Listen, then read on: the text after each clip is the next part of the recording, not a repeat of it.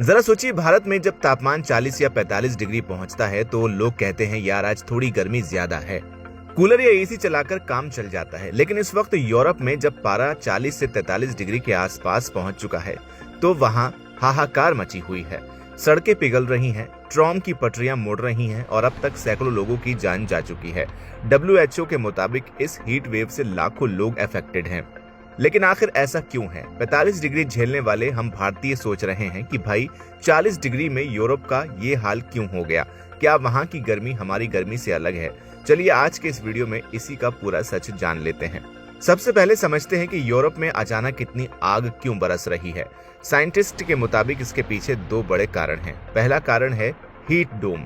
ये एक ऐसी कंडीशन है जहां हाई प्रेशर का मौसम गर्म हवा को एक जगह पर लॉक या कैद कर देता है, जिससे वो इलाका ओवन की तरह तपने लगता है। दूसरा कारण है सहारा की हवाएं। अफ्रीका के सहारा रेगिस्तान से बेहद गर्म और सूखी हवाएं यूरोप की तरफ आ रही हैं। तीसरी और सबसे बड़ी वजह है क्लाइमेट चेंज। इंसानी गलतियों की वजह से ग्लोबल वार्मिंग इतनी बढ़ चुकी है कि यूरोप में जून के महीने में फ्रांस, जर्मनी और पोलैंड जैसे देशों में गर्मी के सारे रिकॉर्ड टूट गए हैं। अब आपके मन में सवाल आ रहा होगा कि भारत में तो 47 डिग्री में भी सड़कें नहीं पिघलती, तो यूरोप में 40 डिग्री में ही रोड और ट्रेन की पटरियां क्यों जवाब दे रही हैं? इसका जवाब है इंफ्रास्ट्रक्चर डिजाइन। यूरोप को हमेशा ठंड से बचने के लिए बनाया गया था, गर्मी से नहीं। वहां की सड़कों को बनाने में जिस डामर या कोलतार का इस्तेमाल होता है वो कम तापमान के हिसाब से डिजाइन होता है ताकि कड़कड़ाती ठंड में उसमें दरारें ना पड़ें। लेकिन जैसे ही तापमान 40 डिग्री पार करता है ये डामर झेल नहीं पाता और पिघलने लगता है। ठीक ऐसा ही रेल की पटरियों के साथ होता है। भारत में रेलवे ट्रैक को इस तरह बिछाया जाता है कि वो फैलने यानी एक्सपेंशन के लिए जगह रखें, क्योंकि हमारे यहाँ गर्मी नॉर्मल है, लेकिन यूरोप में पटरियां ठंडे मौसम के हिसाब से कसी होती हैं, इसलिए तेज गर्मी में वो फैलकर टेढ़ी मेढ़ी हो जाती हैं।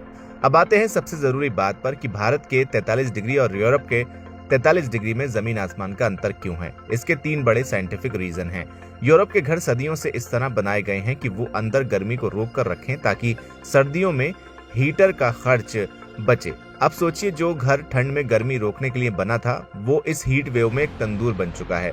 वहां की खिड़कियां भी पूरी तरह नहीं खुलती और क्रॉस वेंटिलेशन, हवा आर पार जाना ना के बराबर होता है।